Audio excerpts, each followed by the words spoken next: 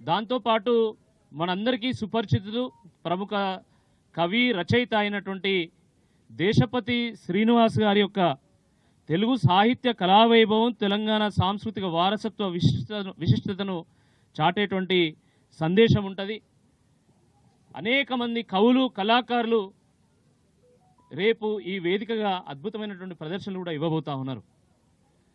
ప్రముఖ సంగీత దర్శకులు గాయకులు మన తెలుగు ప్రేక్షకులకు సుపరిచితులు అయినటువంటి ఆర్పి పట్నాయక్ గారి యొక్క స్వరాభిషేకం, అదేవిధంగా తన వైవిధ్యభరితమైనటువంటి గాత్రంతో అద్భుతమైనటువంటి జానపద పాటలు శివభక్తి పాటలతో మన తెలుగు ప్రజలకు చేరువైనటువంటి నల్గొండ గద్దర్ గారి యొక్క గానం కూడా ఉంటుంది.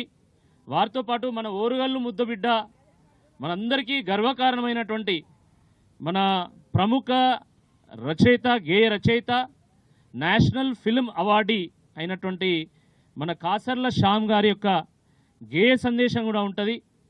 అద్భుతమైనటువంటి జానపద పాటలు, ముఖ్యంగా తెలంగాణ ఉద్యమంలో అసైదుల్లా హారతి అనేటువంటి పాట కావచ్చు, లేకపోతే ఉత్తరమందింద రాజాలు అనేటువంటి ముద్దుల కొడుక రాజా అనేటువంటి పాటలు, ఇట్లాంటి పాటలతోని ఉద్యమానికి ఊతమిచ్చినటువంటి కొదారి శ్రీనివాస్ గారి యొక్క జానపద సందడి కూడా ఉంటుంది. ఇంకా మీ అందరు కూడా తెలుసు, చాలామంది నిహాల్ గారు శివోహం పాట పాడినటువంటి వారు, ప్రకృతి రెడ్డి గారు, తర్వాత బొంబాయికి రాను అని పాట పాడినటువంటి ప్రభ, ఇట్లా అనేక మంది అద్భుతమైనటువంటి కళాకారులు కూడా మరి మన ఓరుగల్లు వేదికగా ఈ జాగరణ కార్యక్రమాన్ని విజయవంతం చేయడానికి వారు రాబోతా ఉన్నారు. ఓరుగల్లు వారికి ఆతిథ్యం ఇవ్వబోతా ఉంది.